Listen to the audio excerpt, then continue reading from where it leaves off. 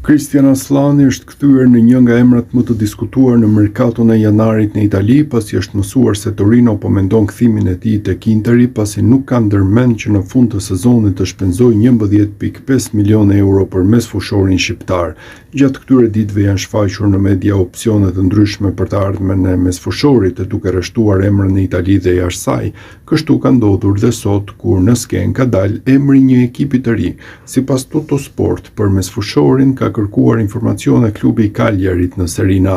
Skuadra është e përfshirë në luftën për mbijetesë dhe qartësisht kërkon përforcime cilësore për të siguruar sa më parë këtë objektiv.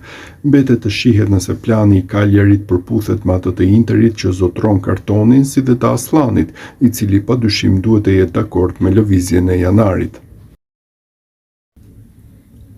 Presidenti Torinos Urbano Cairo foli me vlerësim për Christian Aslanin.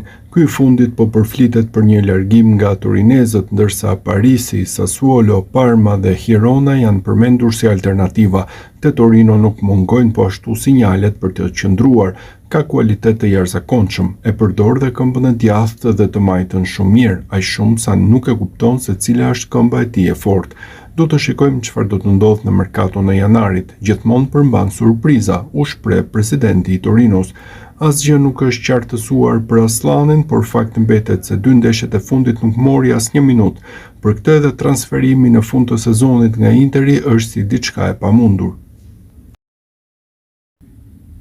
Christian Aslani mund të mos lëvizë nga Torino sipas trajnerit Marco Baroni, që tregoi vlerësim për mesfushorin shqiptar. Baroni doli në konferencën për shtyp sot, ndërsa në Prag është ndeshja me Atalantën. Fjalët e tij ishin të çuditshme, pasi çdo zë tjetër në Itali e shikon të kryer se palët do të ndajnë rrugët. Trajneri i Torinos vlerësoi sjelljen e Aslanit, po ashtu justifikoi mungesën e minutave në 2 ndeshjet e fundit, ndërsa më parë mesfushori shfaqej si titullar i rregullt.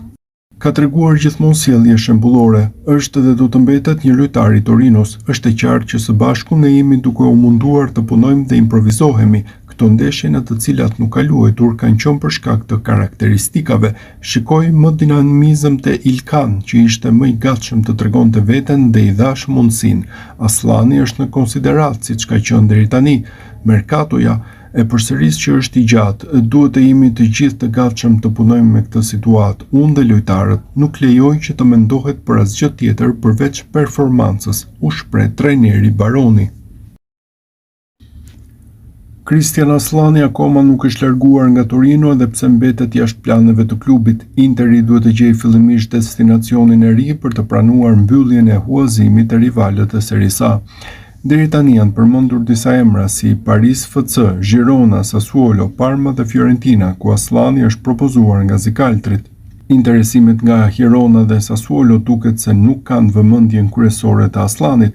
Mesfushori kombëtares refuzonte që të largohej nga Serie A në ver, po ashtu në Itali u raportua se nuk ka provon kalimin te Sassuolo.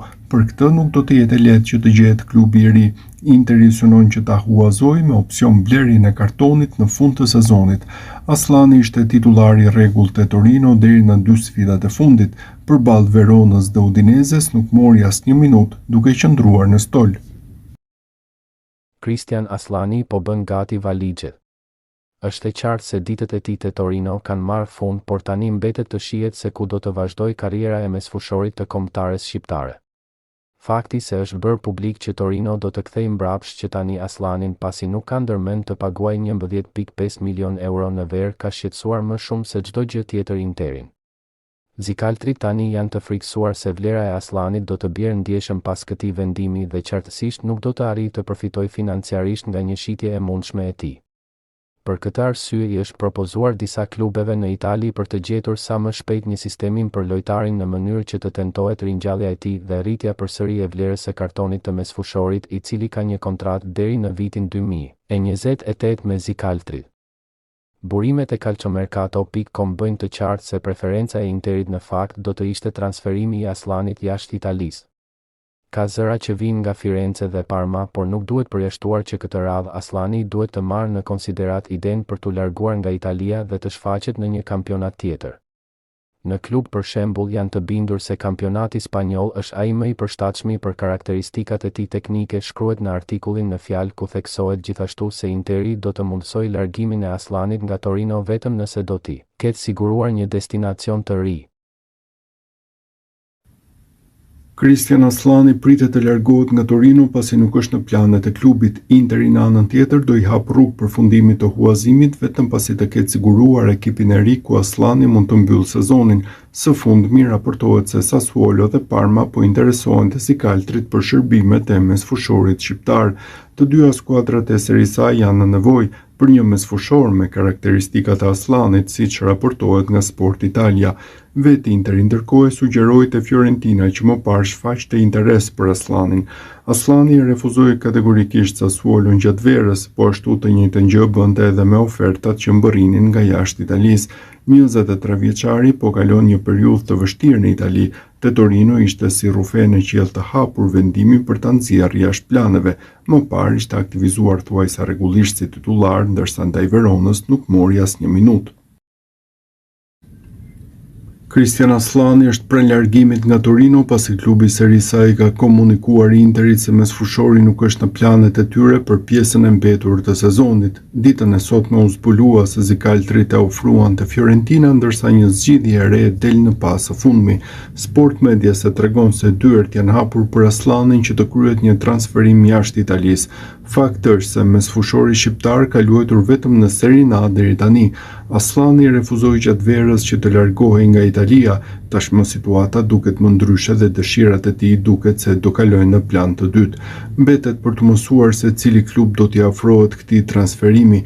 Torino e ka kapur Interin të papërgatitur në këtë moment, ndërsa mendohej se huazimit do t'i shkohej deri në fund.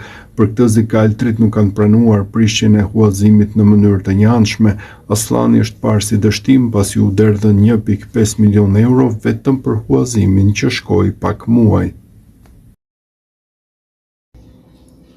Christian Aslani me sa duket e ka mbyllur me Torino. Klubi Granata nuk është gati të paguajë në fund të sezonit 11.5 milion euro për kartonin e tij, ndaj po planifikon që ta kthejë përsëri mbrapsht lojtarin tek Interi që e ka në pronësi. Një marrëveshje që nuk është finalizuar, por për të cilën presidenti i Interit Giuseppe Marotta theksoi se mund të ndodhte.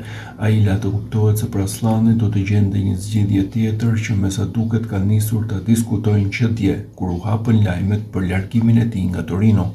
Sipas gazetarit të njohur për merkato në Itali, Nicolo Schira, largimi i tij nga Torino është çështje e kryer, dhe tashmë klubi zikaltër ja ka propozuar Aslanin klubit të Fiorentinës. Skuadra e qytetit të Firences aktualisht është në fundin e tabelës së klasifikimit në Serie A, por po bën një revolucion të mirëfillt duke larguar lojtarë që kanë zhgënjyer, ndaj ajo mund të jetë e interesuar për Aslanin.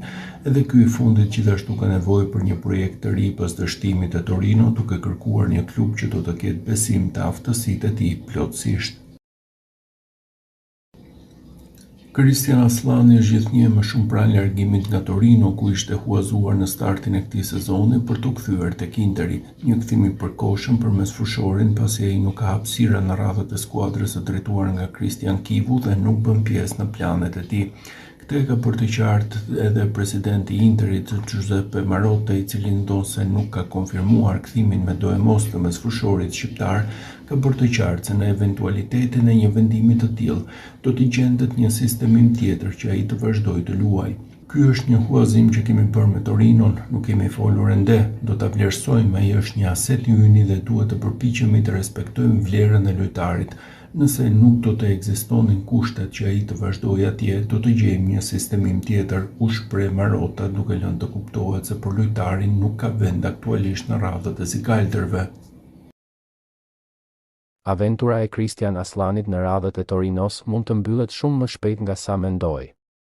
Mesfushori i kombëtares shqiptare duket se nuk ka përmbushur pritshmërinë në klubin e ri ndaj torinezët, po mendojnë të mbyllin marrëveshjen dhe të kthejnë tek Interi futbollistin shqiptar.